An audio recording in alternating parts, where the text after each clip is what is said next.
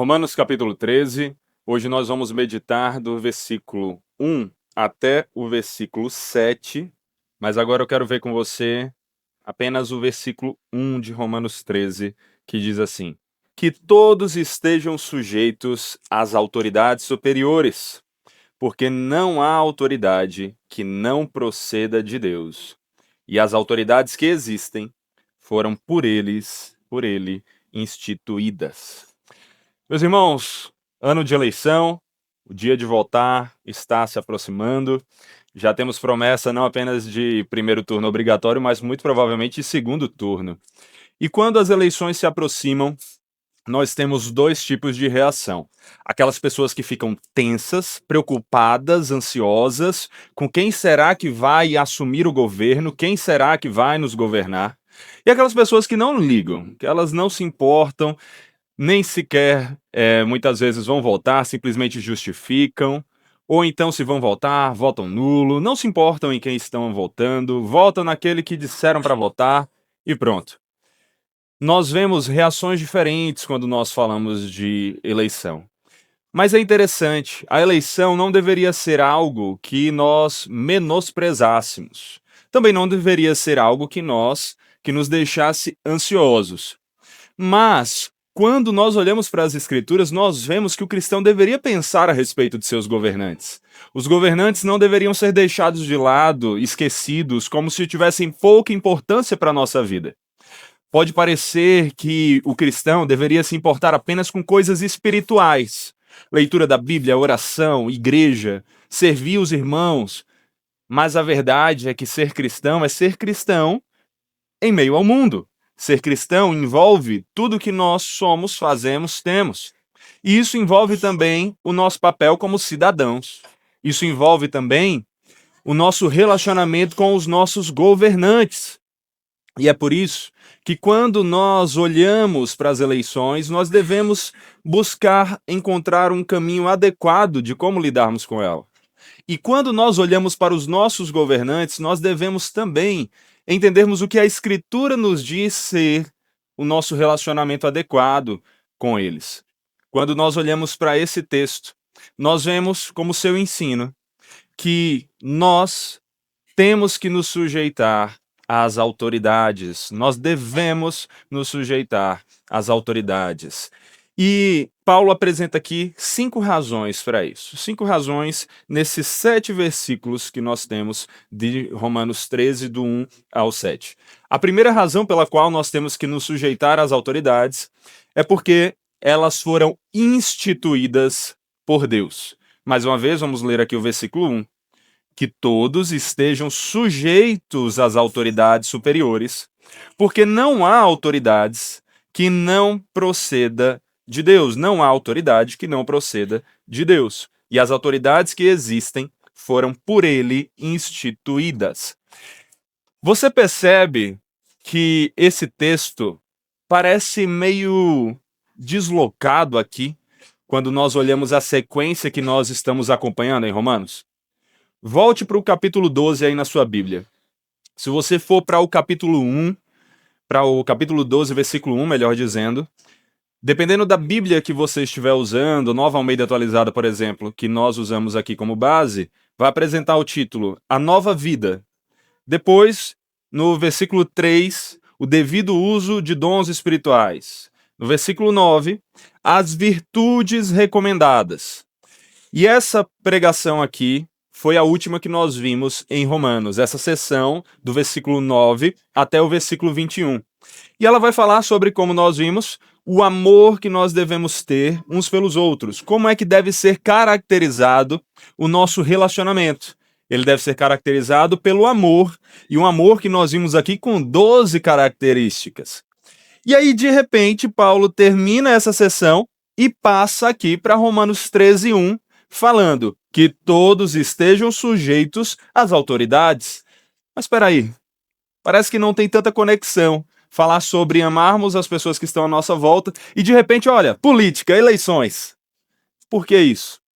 Primeiro, quando nós olhamos para o capítulo 12, temos que lembrar que Paulo começou uma nova sessão aqui. Ele está falando agora como é a vida do cristão na prática do dia a dia, agora que ele entende todo esse evangelho que foi pregado nos 11 capítulos anteriores. Os primeiros 2 versículos, como nós vimos, começam falando sobre princípios gerais dessa vida, uma vida de entrega total a Deus, de corpo, de mente, de alma, de tudo que nós somos. Depois nós vemos ele falar sobre o serviço que deve ser empregado no cuidado uns com os outros, com os irmãos. E então ele fala do amor que nós devemos ter nos nossos relacionamentos. Paulo está então falando de como é o nosso relacionamento com diversos grupos. E aqui ele vai falar de um grupo que muitas vezes é esquecido, mas tem tudo a ver com o nosso dia a dia. Talvez não visto, duvido que você veja algum político diariamente, mas é um contexto, um grupo que tem tudo a ver com o nosso dia a dia. Além disso, se você olhar para o versículo 17 do capítulo 12, você vê que a última parte dessa sessão fala sobre o não pagar ninguém mal por mal. E no versículo 21 diz: não se deixe vencer pelo mal, mas vença o mal com o bem. Paulo está falando de como todos os nossos relacionamentos não devem ser relacionamentos onde nós vamos devolver o mal com o mal. Nós não devemos retrucar na mesma moeda. Nós devemos amar, cuidar. E ele termina essa sessão conectando com essa parte da política, porque nessa esfera é uma das que nós principalmente queremos devolver mal com o mal. Nós não sabemos como lidar com os nossos governantes.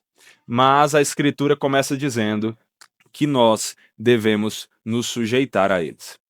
É importante a gente entender que essas autoridades superiores aqui, como a gente tem falado até agora, são os políticos, são os líderes, são os governantes oficiais. Na época de Paulo, isso se referia ao imperador e a todos os líderes debaixo dele. Dos nossos dias, se refere ao presidente, ao governador, se refere ao prefeito, aos senadores e por aí vai. Quando nós olhamos para essas pessoas, a relação que nós devemos ter com elas é de sujeição. Sujeição em que sentido? Como assim devemos nos sujeitar a eles?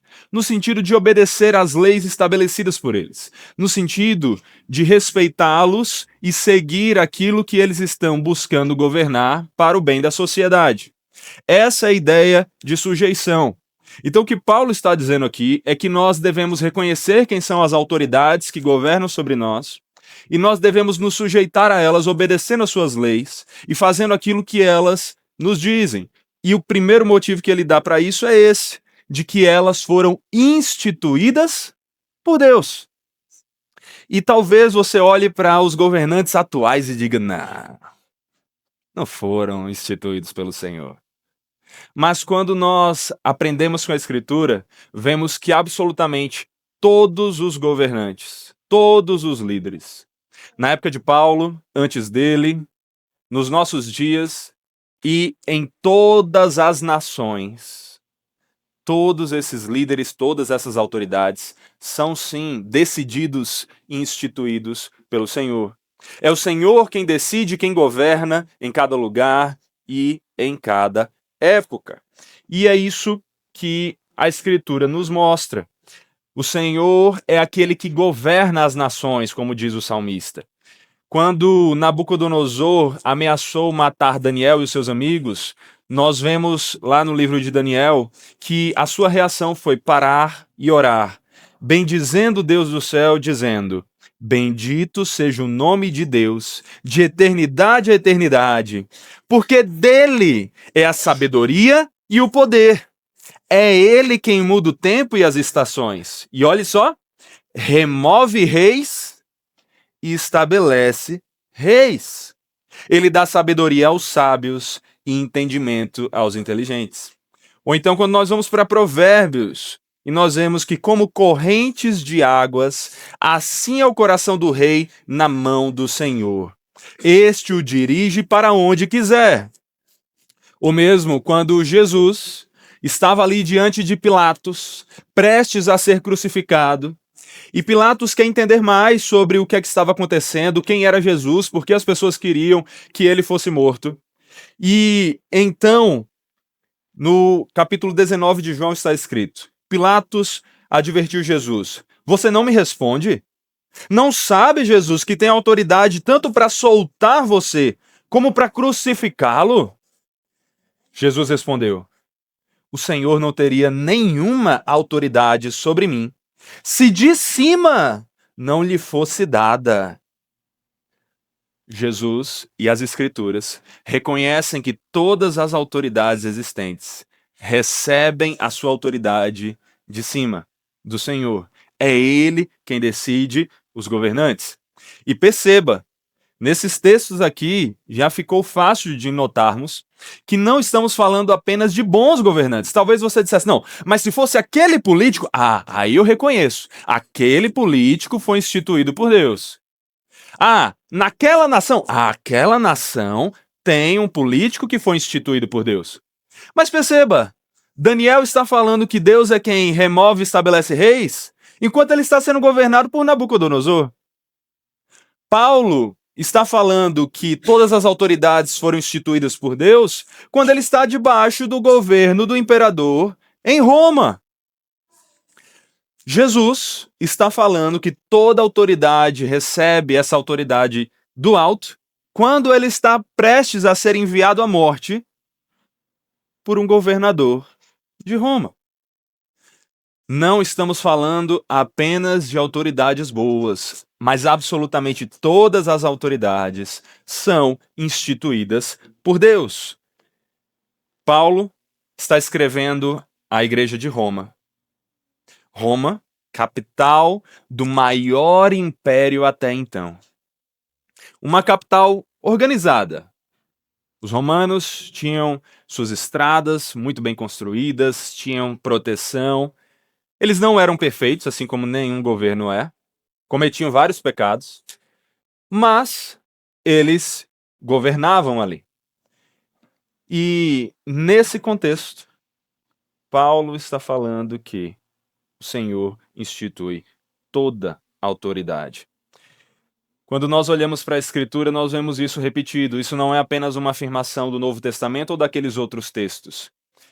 Quando nós entendemos que Deus é aquele que institui as autoridades e vemos o porquê disso nas Escrituras, nós aprendemos que Deus institui boas autoridades para governar o povo, protegê-los, cuidar deles. Mas diante do pecado do povo repetido e repetido, muitas vezes Deus coloca sobre eles autoridades ruins que vão puni-los.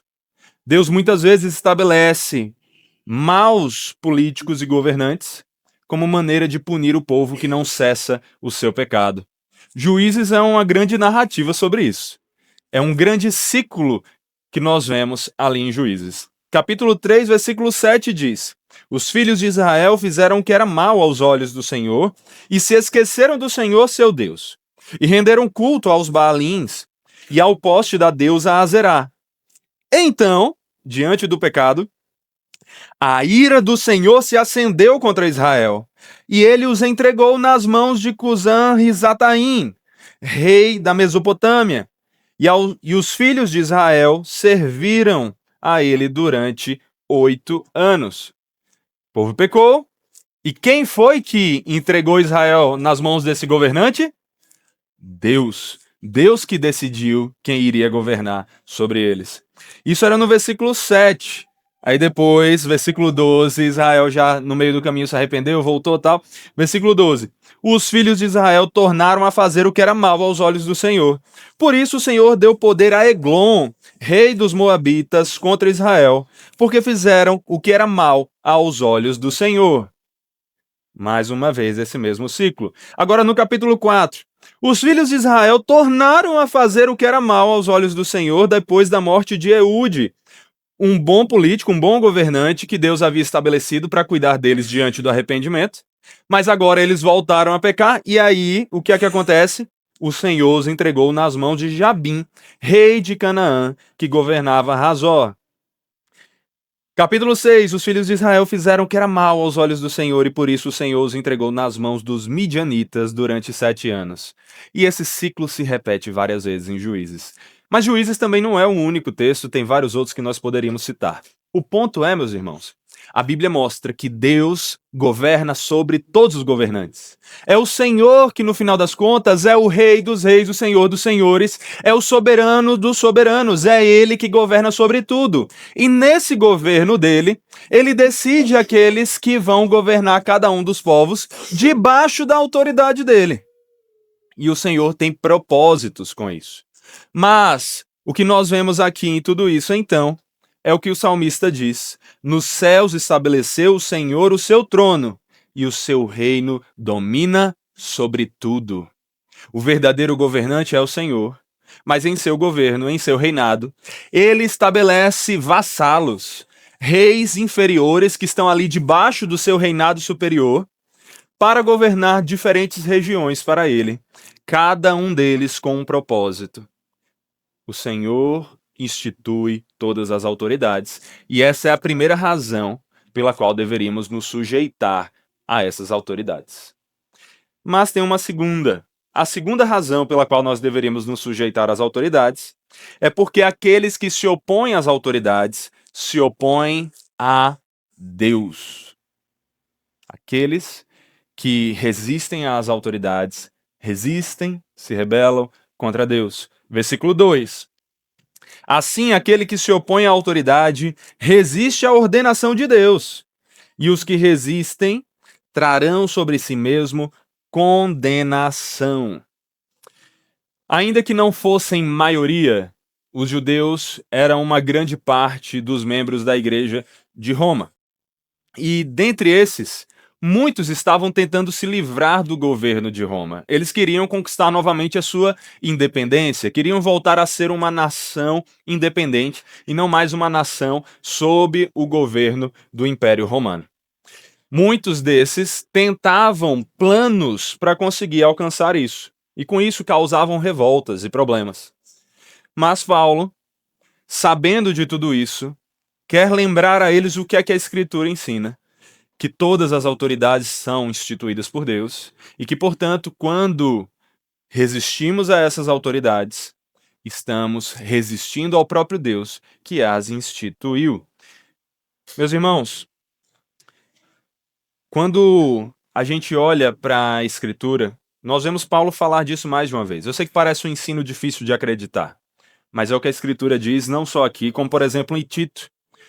Lembre a todos que se sujeitem aos governantes e às autoridades, que sejam obedientes e estejam prontos para toda boa obra. Ou como Pedro, não é só Paulo. Paulo era esquerdista, Paulo queria que o Estado fizesse o que quisesse. Não. Primeiro que aqui não tem nada de esquerda, não tem nada a ver com o que a gente está falando. Segundo, que Pedro também fala sobre isso, ambos inspirados pelo Senhor. E aí, lá no capítulo 2 de Pedro está escrito: por causa do Senhor, então olha, por causa de Deus, estejam sujeitos a toda instituição humana, quer seja o rei como soberano, quer seja as autoridades como enviadas por ele, tanto para castigo dos malfeitores, como para louvor dos que praticam o bem. Porque assim é a vontade de Deus, que pela prática do bem, vocês silenciem a ignorância dos insensatos. Como pessoas livres que são, não usem a liberdade como desculpa para fazer o mal. Pelo contrário, vivam como servos de Deus. Tratem todos com honra, amem os irmãos na fé, temam a Deus e honrem o rei. Aqui nós vemos mais uma vez as Escrituras nos chamando a esse tipo de sujeição. Mas aqui vem uma pergunta muito relevante, que Paulo não estava preocupado de responder diretamente na sua época, porque apesar de conhecer históricos de problemas nos governos, naquele momento ele não estava debaixo de um governo que estava perseguindo massivamente o povo. Roma não era um governo perfeito, mas não estava perseguindo o povo de uma maneira tão intensa como, por exemplo, anos depois faria. Então Paulo não está preocupado de colocar os adendos aqui, mas eles estão implícitos. Eles estão implícitos no texto. Significa, meus irmãos, isso, já que nós não podemos nos opor às autoridades, porque isso seria uma oposição ao Senhor? Significa que nós temos que obedecer a absolutamente tudo que as autoridades nos mandarem fazer? Tudo, sem exceção? Mesmo quando ela ordena que nós façamos algo contrário ao que o próprio Deus claramente ensinou? Não, claro que não. Isso fica ainda mais claro quando nós vemos a continuação do texto, como nós veremos aqui, e vemos lá que Paulo está levando em consideração que as autoridades devem agir para promover o bem e punir o mal.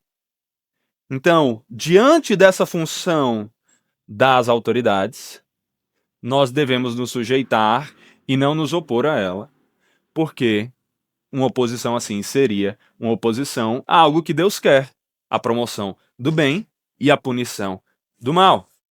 Além disso, percebam, de onde vem a autoridade dos governantes? Ela vem de Deus, vem do Senhor, o Senhor que as institui, certo? O que significa que a autoridade que nós devemos nos submeter deve estar fazendo as coisas de acordo com a vontade de Deus. Significa que, quando a autoridade instituída nos manda fazer algo contrário, explicitamente, contrário ao que Deus nos mandou fazer, nós temos que obedecer primeiramente a Deus, e não à autoridade que está desobedecendo a sua própria autoridade acima dela. Existe uma hierarquia de autoridades, e Deus está no topo de toda ela. Portanto, antes de nos submetermos às autoridades, temos que nos submetermos a Deus e à sua vontade. Por exemplo, se as autoridades nos proibirem de pregar o evangelho, o que é que vamos fazer? Acabar com as igrejas, sentar, ficar em casa? É isso? Não.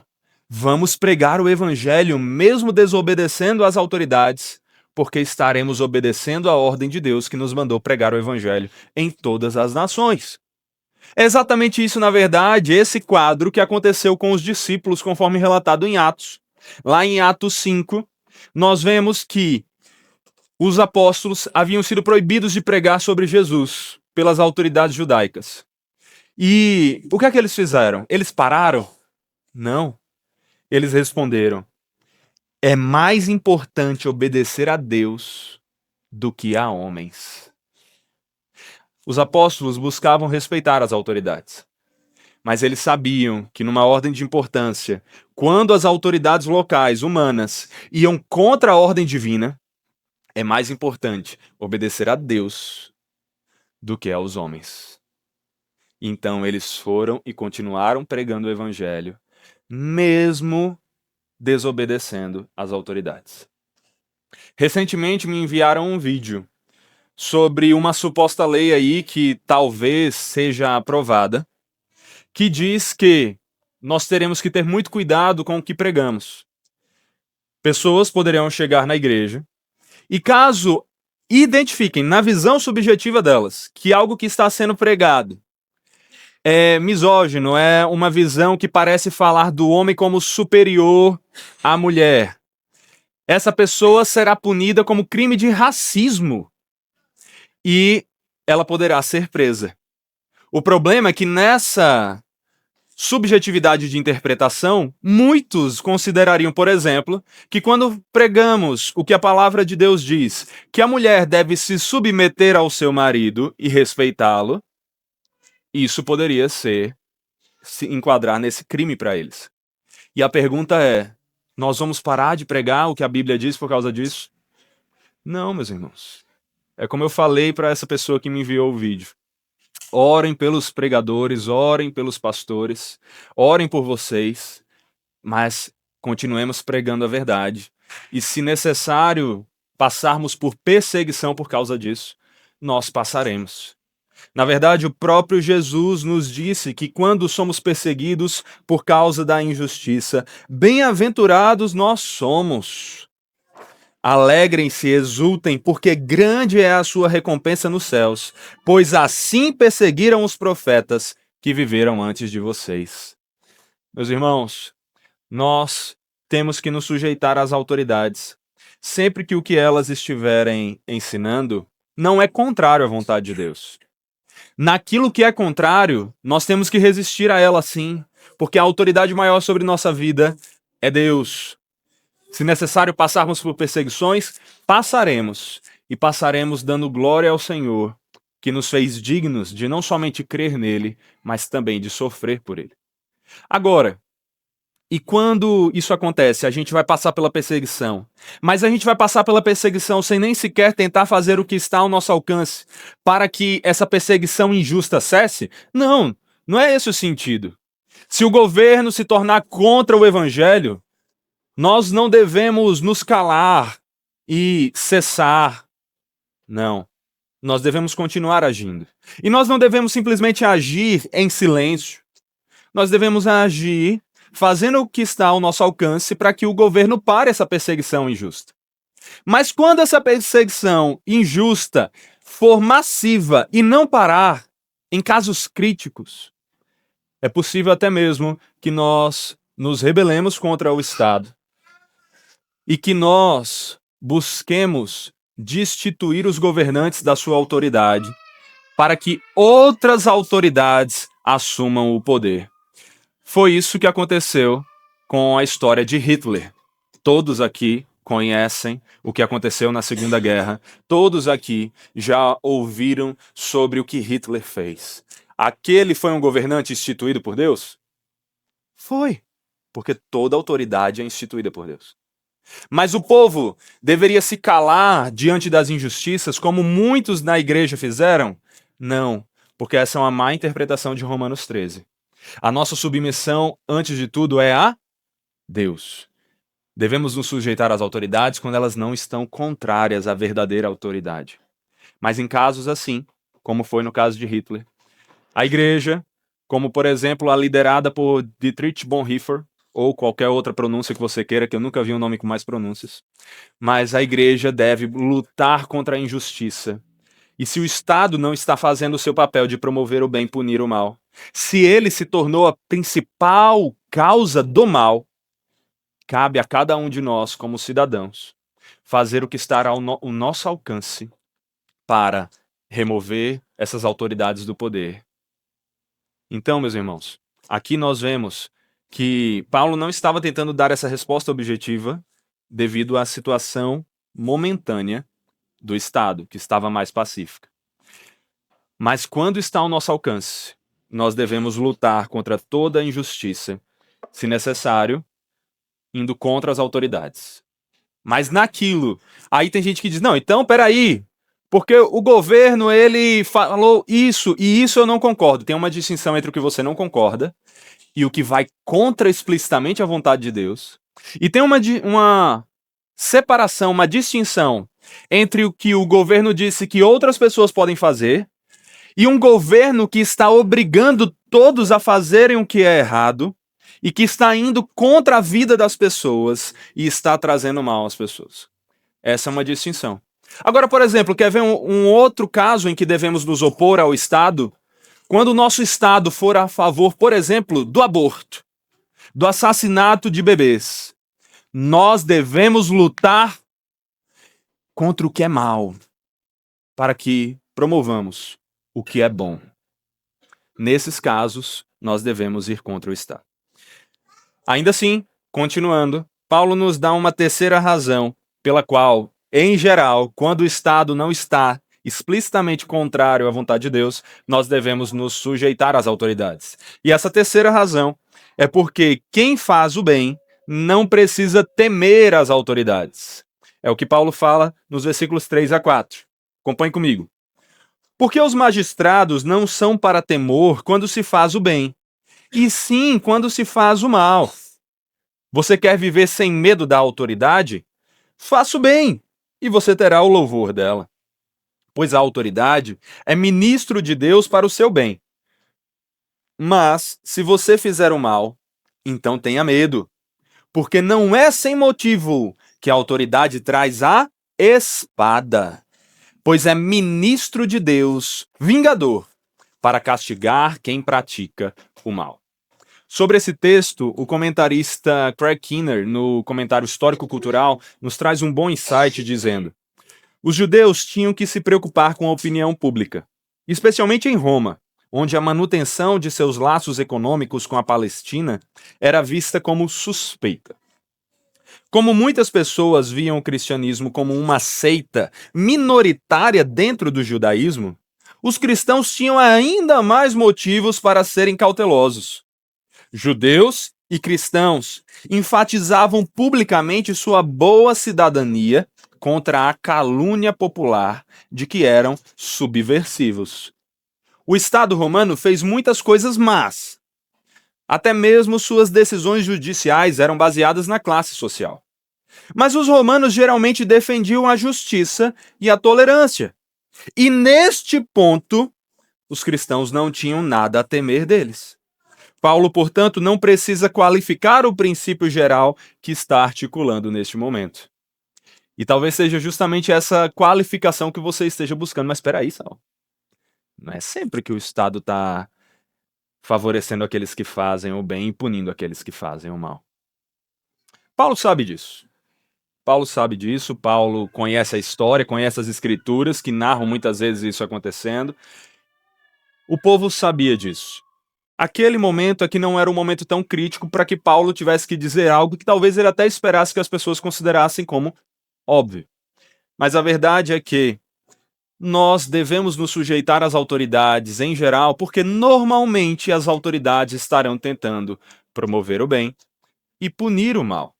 Nós não deveríamos ter, e é o que Paulo está tentando refutar aqui, uma atitude constantemente, predominantemente negativa para com as autoridades, que infelizmente é o que nós acabamos assumindo, não é verdade? A gente fala de político, a gente já guarda os bolsos, né? A gente já se preocupa, tem gente que já começa a xingar. E essa é uma postura demasiadamente negativa que a gente assumiu com as autoridades, mas a gente tem que perceber que as autoridades, como a Escritura está dizendo aqui, são usadas, instituídas pelo Senhor e são usadas como ministros, como servos, como diáconos, a palavra aqui, como aqueles que vão ser servos do Senhor para servir ao bem do Estado, ao bem das pessoas. E na maioria das vezes um simples fato de a gente estar conseguindo congregar aqui mais tranquilo já mostra que, em geral, o Estado não está tentando destruir tudo. Que também é uma outra postura que alguns adotam. Como se todo político fosse um satanista, inimigo de todos, como se cada decisão política fosse assim, como vamos prejudicar as pessoas à nossa volta. E não é bem assim. Às vezes eles são até bem intencionados, mas causam mal. Mas muitas vezes colhemos coisas boas por causa da ação do Estado. Então, de novo, eu não sou esquerdista. Eu não estou querendo ensinar isso a vocês. Mas a Bíblia fala que a gente também não pode cair no outro extremo de odiar as autoridades, porque elas foram instituídas pelo Senhor. E porque normalmente quem faz o bem não precisa temê-las. Normalmente, elas não vão punir quem faz o bem, elas vão punir aqueles que fazem o mal. É isso que a gente deve perceber. Se você faz o bem, então, você não deveria temer as autoridades e a punição delas. Agora, se você está fazendo mal, aí sim você deveria temer. É o que a Bíblia mesmo nos instrui. Temer as autoridades. Até porque a autoridade tem que punir todos os crimes conforme recebeu a autoridade do Senhor. O Senhor disse para o Estado e para as autoridades, deu a eles o poder de punir os criminosos. E inclusive, e aqui uma falha do nosso Estado, né, do nosso país, e inclusive o Senhor deu ao Estado, às autoridades, o poder da espada. E, meus irmãos, a espada não era só um símbolo assim, para as pessoas ficarem com medo e pararem. A espada não era um símbolo para dar tapinha no bumbum. A espada era um símbolo de morte. Era o instrumento usado, o método usado na época para execução. O que o texto está dizendo aqui é que aqueles que fazem o mal deveriam temer a punição das autoridades, porque Deus deu ao Estado, Deus deu às autoridades a autoridade de executar aqueles que cometessem crimes gravíssimos. A pena de morte, então, a pena capital, que muitas pessoas aprenderam a desprezar, é algo que é instituído por Deus.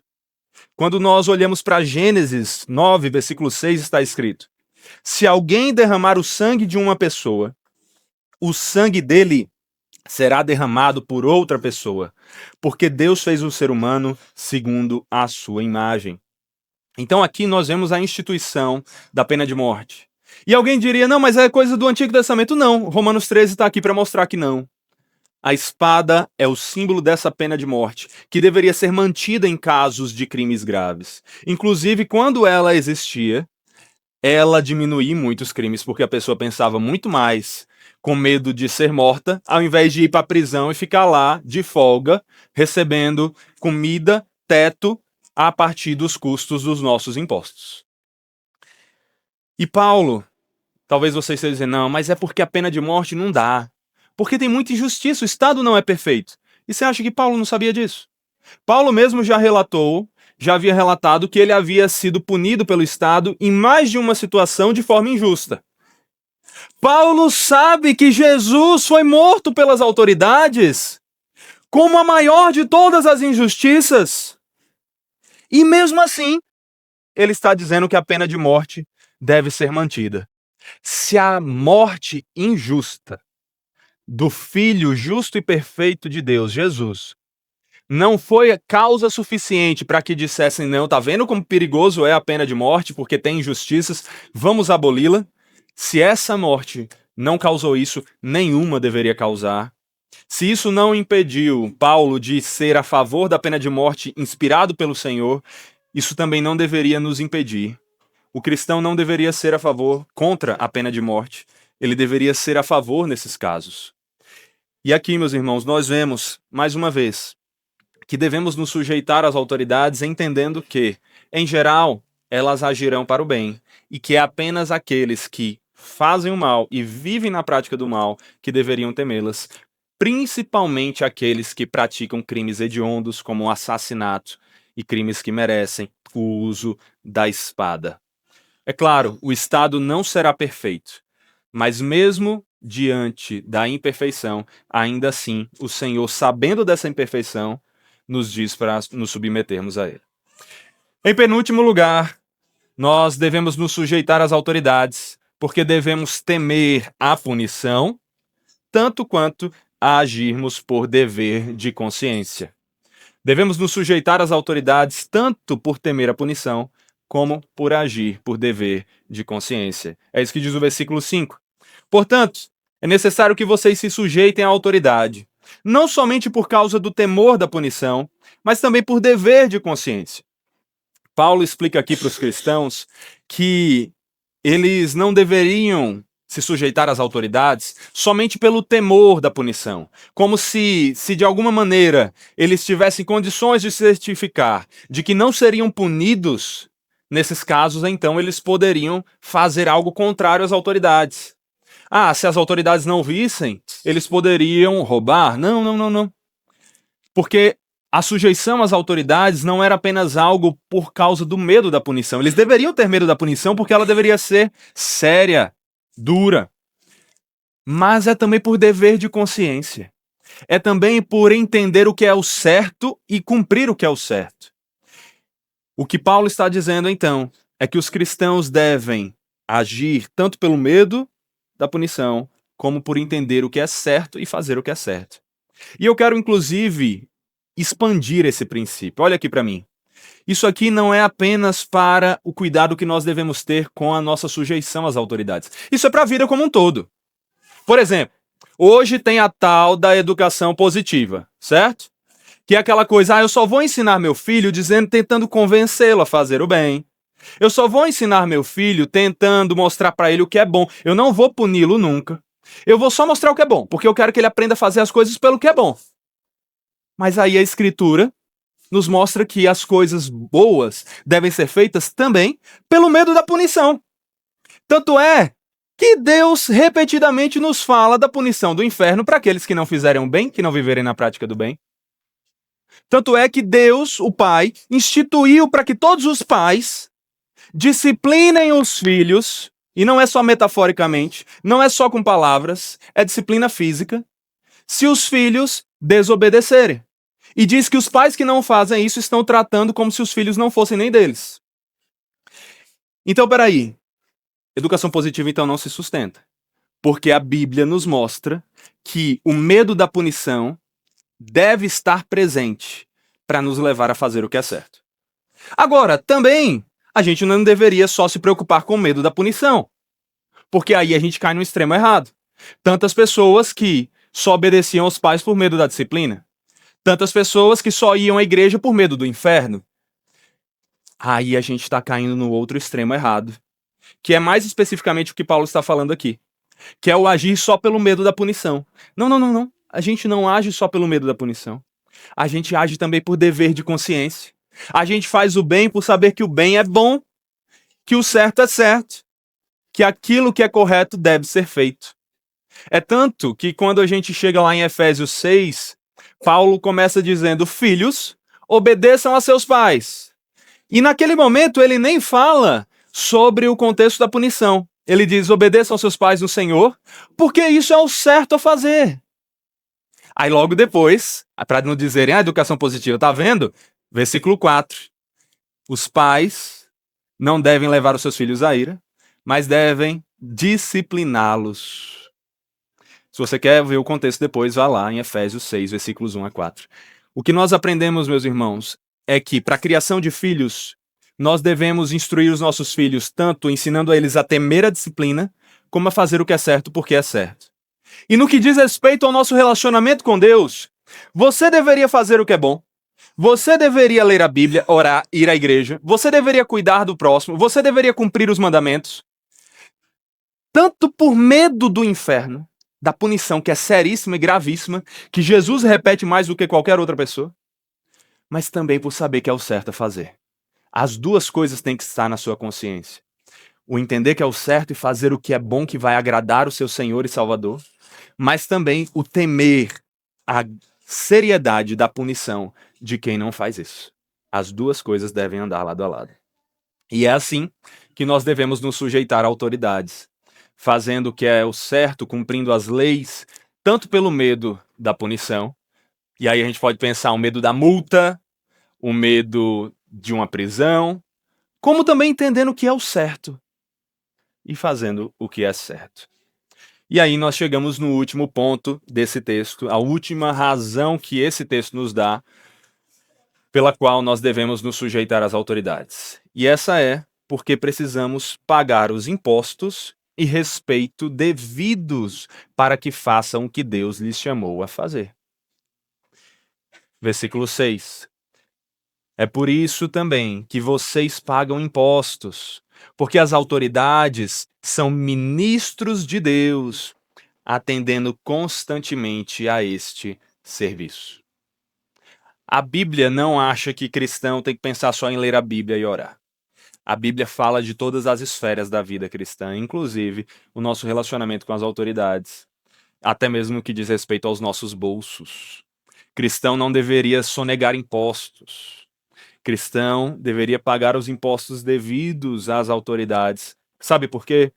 Porque Deus as instituiu como servos que precisam desses impostos para que possam promover o bem e punir o mal, como Ele quer que eles façam. O Império Romano, na época de Paulo, tinha seus impostos instituídos tanto sobre propriedades, como também sobre pessoas. Além disso, as províncias locais, né, então pensa no Império como um todo, mas também tinha as províncias locais, tinham seus outros impostos específicos. E esses impostos eram usados para que o governo se mantivesse, eram usados para sustentar o exército, eram usados para a construção de estradas, que era uma grande especialidade dos romanos, tanto é que até hoje nós temos ainda algumas estradas romanas, e eram usados para diversos fins. Mas você talvez olhe aqui e diga, tá vendo? Não. Os impostos lá eram usados maravilhosamente bem, então faria sentido pagar os impostos. Aqui no meu país, pelo amor de Deus, olha como os impostos são usados. Ainda assim, os impostos eram usados também no culto ao imperador, para promover e criar templos de adoração ao imperador, que era algo que realmente existia naquela época. Então, os impostos não eram usados somente para o bem. predominantemente para o bem, senão Paulo não estaria apoiando isso, mas também para coisas que não eram adequadas. E é por isso, principalmente por causa desse último motivo, o imposto usado para a construção de templos e a idolatria, que muitos judeus e muitos cristãos em geral não queriam pagar os seus impostos. Por isso é porque não queriam gastar dinheiro, né? Assim como a gente faz até hoje. Mas ainda assim, Paulo diz, ei, as autoridades foram instituídas por Deus, vocês devem se sujeitar a elas, e parte de como vocês devem se sujeitar inclui o pagar impostos, porque elas precisam desses impostos para que tenham condições de servir vocês. Elas precisam desses impostos para fazer o que Deus mandou elas para fazerem. E se vocês não se sujeitam a elas pagando os impostos, vocês estão impedindo elas de realizar o que Deus quer que elas façam. Então, nesse sentido, vocês estão lutando contra a vontade de Deus de alguma maneira. Aqui nós vemos que Paulo ensinava que nós devemos pagar impostos. Os cristãos não devem negar o pagamento de impostos. E não foi só ele que fez isso. Jesus fez, e você deve lembrar da passagem, mas a gente lê aqui. Mateus 22, 15 a 21 diz: Então os fariseus se retiraram e consultaram entre si como surpreenderiam Jesus em alguma palavra. Enviaram-lhe discípulos juntamente com os herodianos para lhe dizer: Mestre, sabemos que o Senhor é verdadeiro e que ensina o caminho de Deus de acordo com a verdade, sem se importar com a opinião dos outros, porque não olha para a aparência das pessoas. Assim sendo, diga-nos, o que o Senhor acha? É lícito pagar impostos a César ou não? Aqui o que é que eles queriam? Pegar Jesus. Porque se Jesus dissesse que não, ele poderia ser preso pelas autoridades romanas ali. Se Jesus dissesse que sim, eles achavam que Jesus perderia o apoio da nação, dos judeus que estavam começando a segui-lo. Versículo 18. Mas Jesus, percebendo a maldade deles, respondeu: Hipócritas, por que vocês estão me pondo à prova? Mostrem-me a moeda do imposto. Trouxeram-lhe um denário. E Jesus lhes perguntou: De quem é esta figura e esta inscrição? Porque as moedas daquela época tinham a feição de César, assim como nossas moedas hoje têm várias... Aliás, nem moeda a gente usa mais, né, hoje em dia, tá bom. Mas as moedas de antigamente, elas tinham desenhos, né, elas tinham figuras. Então, eles responderam: De César? Então Jesus lhes disse: Deem, pois, a César o que é de César e a Deus o que é de Deus. Jesus falou que nós temos que dar a Deus o que é de Deus. Em primeiro lugar, na vida sempre Jesus ensinou que o maior mandamento é amar a Deus acima de todas as coisas. Mas também aprendemos aqui que temos que dar a César o que é de César. Temos que dar ao governante, à autoridade, aquilo que é dele. E nesse sentido, Jesus estava falando do pagamento de impostos, assim como Paulo está falando aqui. Assim como vale para nós nos dias de hoje, por mais que talvez não seja a pregação que você mais queria ouvir, mas tem a ver com a gente. Nós devemos pagar os impostos. E não é só os impostos que nós devemos pagar. Versículo 7, o último do nosso texto, diz: Paguem a todos o que lhes é devido. A quem tributo, tributo. A quem imposto, imposto. A quem respeito, respeito. A quem honra, honra. O que nós vemos aqui é que a sujeição que nós devemos às autoridades inclui o pagar impostos que são devidos a eles, mas não somente isso. Envolve também o respeito, o temor, inclusive respeito aqui é a mesma palavra para o temor à punição que deveria ter, mas também a honra. Devemos honrar as autoridades. Por isso que a gente não deveria viver xingando as autoridades. A gente não deveria difamar as autoridades. A nossa língua não deveria ser uma língua afiada, que quebra o 9º mandamento de não falar contra as pessoas e difamá-las, não só uma mentira explicitamente dita. Aqui nós vemos que nós devemos honrar as autoridades que foram instituídas sobre a nossa vida. Isso significa que você tem que concordar com todo mundo e virar um fã do político que nos governa? Não, porque aí você cai numa idolatria, assim como muitos fazem. Mas, mesmo na sua discordância, você não deveria faltar com respeito. Aliás, você não deveria faltar com respeito a ninguém, mas nem mesmo às autoridades, porque elas foram instituídas pelo Senhor e nós devemos honrá-las. Em tudo isso, meus irmãos, o que é que nós aprendemos? São tantas lições. Mas, em primeiro, eu quero destacar uma coisa que talvez para aqueles que são mais de direita e que estavam suspeitando de uma caminhada minha para a esquerda, eu já falei que não. Quando nós vemos aqui o papel do Estado, qual é esse papel? Aqui nós vemos a descrição de um Estado onipotente, onipresente. Um Estado que tem poder para decidir em todas as áreas das pessoas, que está em todas as esferas da sociedade, que decide tudo o que acontece, como muitos esquerdistas vão desejar, como um comunismo, um socialismo tenta advogar. Não, pelo contrário. É um Estado reduzido. Qual é o papel do Estado? O Estado deveria determinar o que é que as escolas ensinam? O Estado deveria determinar como é que nós criamos nossos filhos? O Estado deveria mandar em tudo da gente? Não, não, não, não. Nada disso. Qual deveria ser o papel do Estado? Simples, básico. Promover o bem e punir o mal. O que é que o Estado tinha que fazer? O Estado deveria proteger o cidadão. Então, sim, ele deveria instituir exércitos, polícias, ele deveria colocar proteção para a sociedade. O Estado deveria beneficiar aquele que faz o bem, trazendo boas oportunidades para quem age de forma correta. O Estado deveria punir aquele que faz o mal, inclusive, quando necessário, até mesmo com a pena de morte. O Estado deveria cuidar daquilo que é necessário para o bem da sociedade, mas ele não deveria ser macro. Ele não deveria decidir tudo. E a verdade é que nós vemos muitas vezes que quando o Estado tenta trazer para si mais poder do que lhe cabe, ele causa mais males do que bem. É ou não é? Tanto é que nosso país tem tantos problemas porque cada vez mais tem dado poder ao Estado. Aqui, meus irmãos, nós vemos que essa política, essa inclinação política não deveria ser a do cristão. Uma inclinação de esquerda como essa dá mais poder ao Estado do que ele deveria ter, para advogar em questões que ele não deveria se meter. Nós devemos buscar que o Estado cumpra o seu dever. A igreja não deve governar sobre o Estado. Isso é um outro erro que durante a história aconteceu.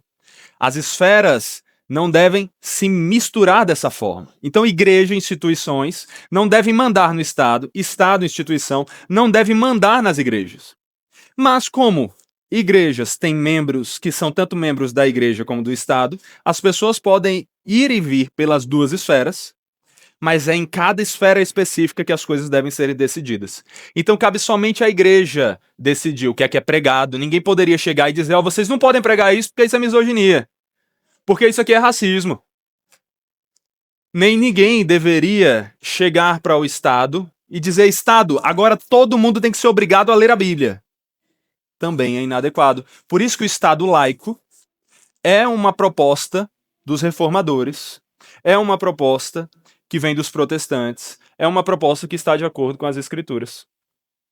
Agora, nisso tudo então, meus irmãos, nós entendemos que ainda assim temos que nos sujeitar às autoridades.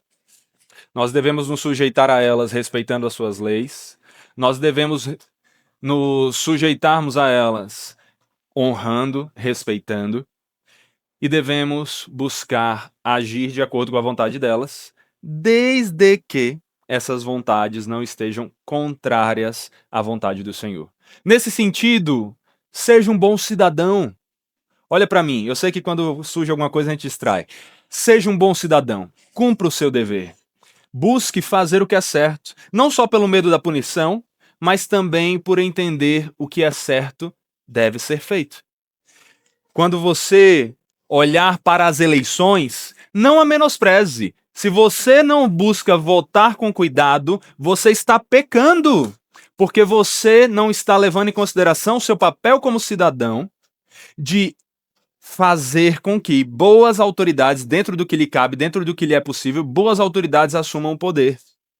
E perceba, não é a autoridade que se diz evangélica, porque tem um bocado de evangélico por aí que não tem nada de vontade de Deus na vida.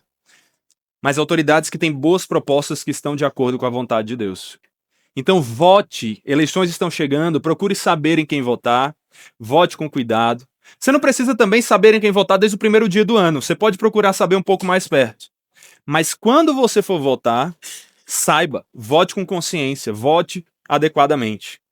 Outra coisa, meus irmãos, que vocês não tenham medo de quem que vai ser eleito. Que vocês não se desesperem com quem assuma o poder. Sabe por quê? Porque é Deus que institui as autoridades. É Deus que está no governo de tudo. É Ele que é soberano sobre tudo. Não são as autoridades, os eleitos, o presidente, os prefeitos, governadores que vão decidir a sua vida, não. Claro, eles influenciam grandemente nela, mas eles não decidem o que acontece na sua vida. É Deus que faz com que todas as coisas cooperem para o bem daqueles que o amam. Então vive em paz, sabendo que independente de quem ganhar, o que lhe cabe é fazer o que está ao seu alcance e confiar no Senhor dos Senhores, no Rei dos Reis.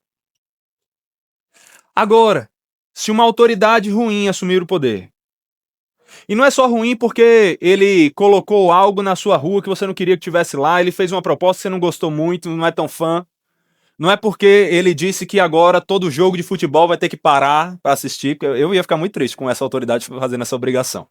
Mas, se não é algo contrário à vontade de Deus, se sujeite. No que é contrário, como você deve agir? Haja como um bom cidadão. Lute pelo que é justo. Busque parar a injustiça. E se chegar a um extremo que perseguições em massa surjam contra o que é correto, esteja pronto a desobedecer à sociedade, desobedecer às autoridades, obedecer a Deus, se necessário ser perseguido por isso, mas entender que antes importa obedecer a Deus do que a homens. E acima de tudo, lembre de quem é o verdadeiro soberano. Lembre do Rei dos Reis, o Senhor dos Senhores, o governante do universo, Jesus Cristo.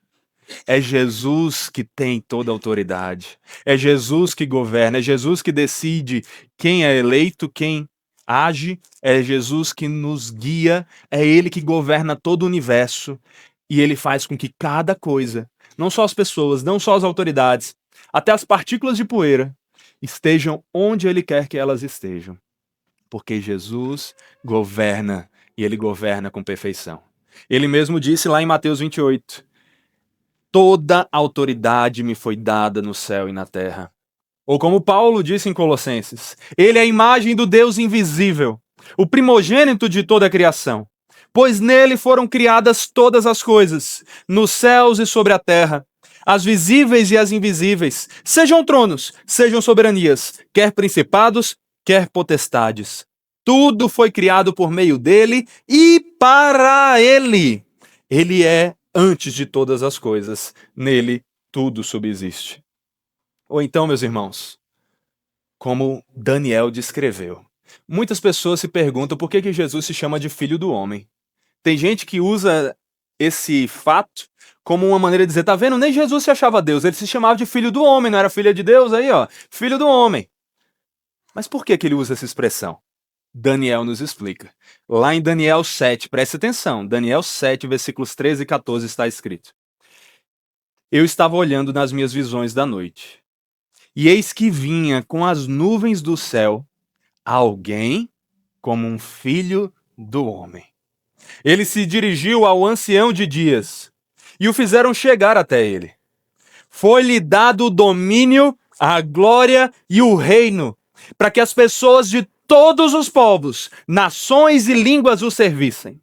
O seu domínio é domínio eterno, que não passará, e o seu reino jamais será destruído.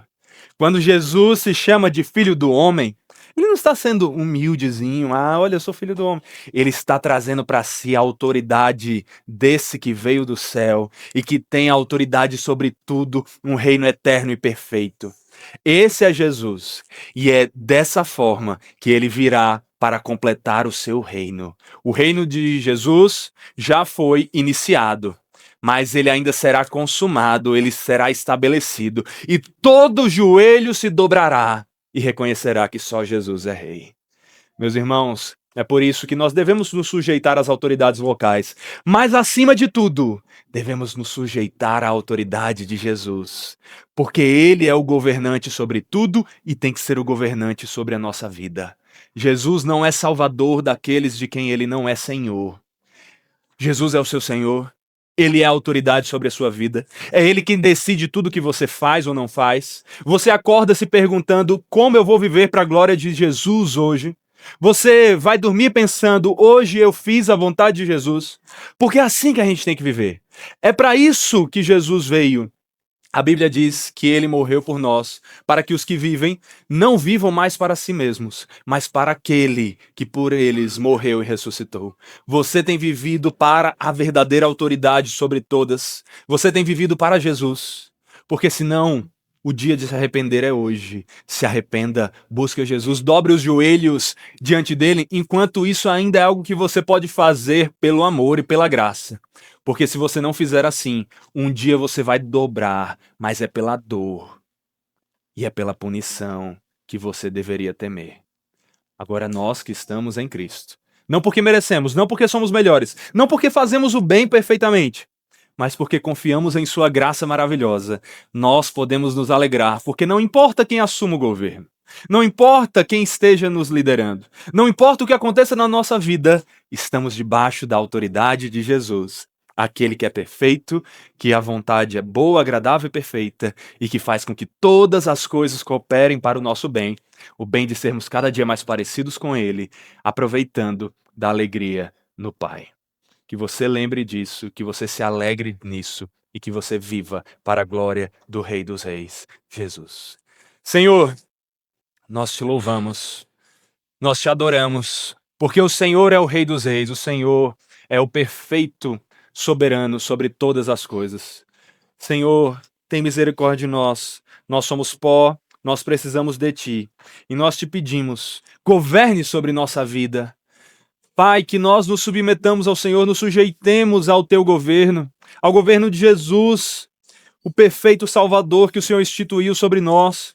Que façamos a Sua vontade, que andemos de acordo com a Tua vontade, que saibamos, Pai, respeitar as autoridades que o Senhor instituiu, que hajamos como bons cidadãos, que sejamos conscientes em nosso dever, que votemos com cuidado, que nós não temamos o mal, mas nós descansemos em Ti e nos alegremos no Senhor e vejamos o Senhor governando sobre tudo, inclusive sobre a nossa vida. Senhor, nos dê essa alegria de, pela fé, reconhecermos a Tua presença, a Tua maravilhosa e soberana presença. É em nome de Jesus, o soberano, que nós pedimos e agradecemos. Amém.